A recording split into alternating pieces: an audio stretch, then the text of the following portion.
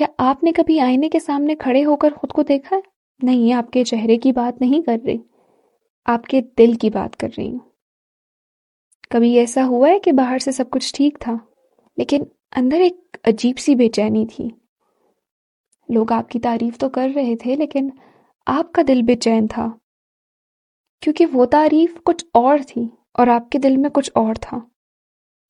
آپ جانتے تھے کہ آپ کے دل میں غصہ بھی ہے، تکبر بھی ہے، حسد بھی ہے، اور شاید ایسے گناہ بھی جن کے بارے میں دنیا میں کوئی نہیں جانتا۔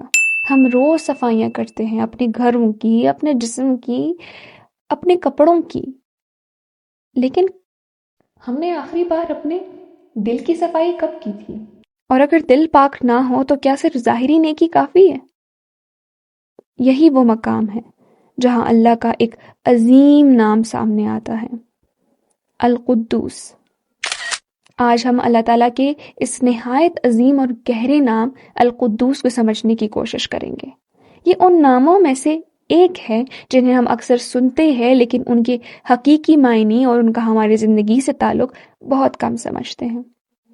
اگر آپ سے پوچھا جائے کہ القدوس کا کیا مطلب ہے تو شاید آپ یہ کہیں گے کہ پاک۔ یہ جواب درست ہے لیکن مکمل نہیں۔ القدوس کا لغوی یعنی لٹرل مطلب کیا ہے؟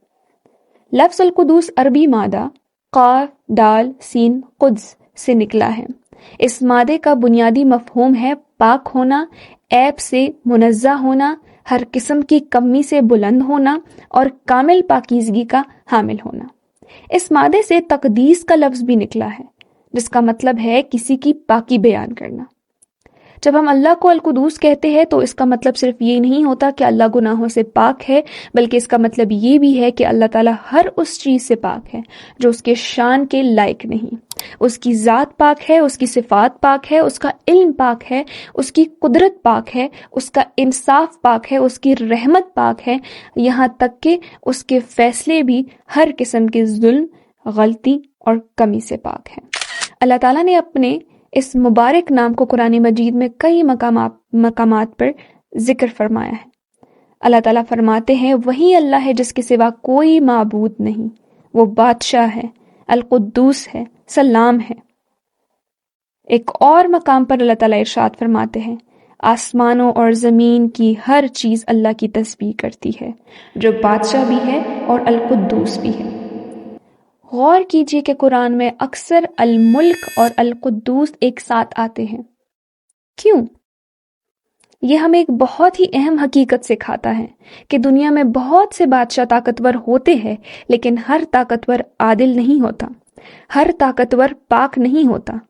طاقت کے ساتھ غرور، ظلم اور ناانصافی آ سکتی ہیں، لیکن اللہ کی بادشاہت ایسی نہیں ہے۔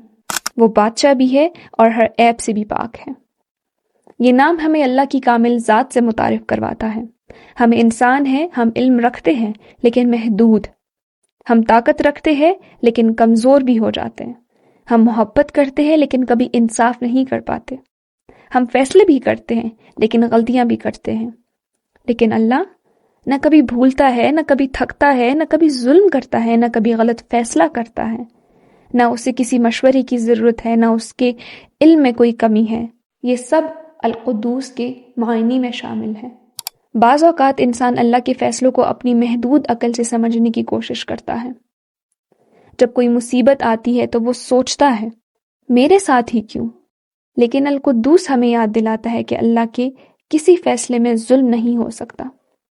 اگر ہمیں حکمت نظر نہ آئے تب بھی اللہ کی حکمت موجود ہوتی ہے، کیونکہ جس رب کا نام القدوس ہے اس کے ہر فیصلے میں پاکیزگی، عدل اور حکمت ہے۔ یہ یقین انسان کے دل میں شکایت کی جگہ اعتماد پیدا کرتا ہے۔